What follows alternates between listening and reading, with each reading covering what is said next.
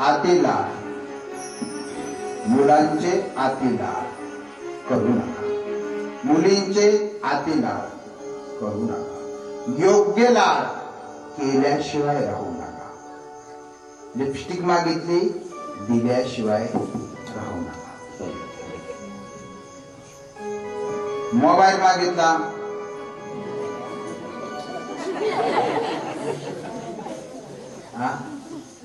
हा म्हणू नाही म्हणत,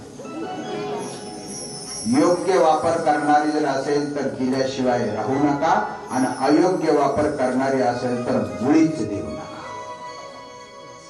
लाड